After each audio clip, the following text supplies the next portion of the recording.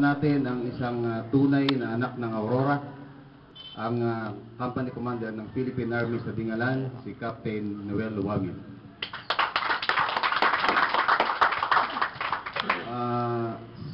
Maraming salamat din po kay Kapitan Simplicio Ramos Jr. ng Dabil-Dabilan, kay Madam Droa, kay Droa President Tarsila Vivero. Sa mga panauhin, sa mga kapatid na Mountaineers, maraming salamat po sa inyong pagdalo. Ang akyat para sa turismo at kalikasan po na ito ay ating ginawa base sa imbitasyon ng kagalang-galang na Mayor ng Dingalan. At buong puso ko pong ipinagmamalaki sa inyo na sa araw po na ito ay makikipagdig tayo sa kasaysayan ng bayan ng Dingalan, sapagkat itatala po natin ang kauna-unahang dokumentadong akyat hindi lamang sa pinakamataas na bundok ng Aurora, kundi sa sinasabing pinakamagandang bundok sa Central Luzon.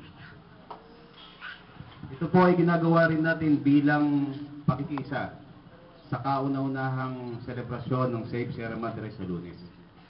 At sa pamamagitan po ng akyat na ito, pinapakita natin na hindi naman totoo na ang local government at environmentalist at ang mountaineers ay nagkakahiwalay ng paniniwala. Pagdating po sa pagtatanggol sa kalikasan at pagpapalakas ng turismo, tinitiyak ko po, nagkakaisa po tayong lahat. Sa araw po na ito ay nandirito sa bayan ng Dingalan ng mga kasapi ng Noble Blue Falcons Environmental Mountaineers na nanggaling sa iba't ibang pandig ng Pilipinas. Kasama na po ang ating mga moms and sirs, fellow mountaineers sa iba't ibang organisasyon. Naniniwala po tayo na kung ang bayan ng Dingalan ilalagay natin sa mapa ng Pilipinas at kung pupunta po ang mga mountaineers sa lugar na ito, lalakas po ang ekoturismo at lalakas ang ekonomiya. Ngayong araw po na ito ay araw ng pamamahinga. Sabi nga natin, dapat tayo nasa ating mga mahal sa buhay, inaalagaan ng ating mga asawa at mga anak. Pero pinili po natin na pumunta sa Dingalan bilang isang sakripisyo sa ating pakikipaglaban sa pagpapalakas ng turismo at ng kalikasan. Para po mas effective ang ating pagpapalakas sa turismo sa bayan ng Dingalan, ini-introduce po natin yung paghahalo ng sinasabi nating professional at saka yung fun climb. Ibig sabihin, sa araw po na ito, hahaluin natin yung professional climb kung saan yung mga magigiting na mountaineers ay i-conquer ang tuktok ng bundok na ito. At yun naman pong mga gusto lang ng fun climb, maaari po kayo umakyat hanggang kaya nyo. Sabi nga natin, climb all you can. Pagpagod na po kayo, pwede na kayong bumaba, meron po tayong mga guide. So ganyan po natin pasisikatin ang turismo ng lalawigan ng bayan ng Dingalan sa lalawigan ng Aurora.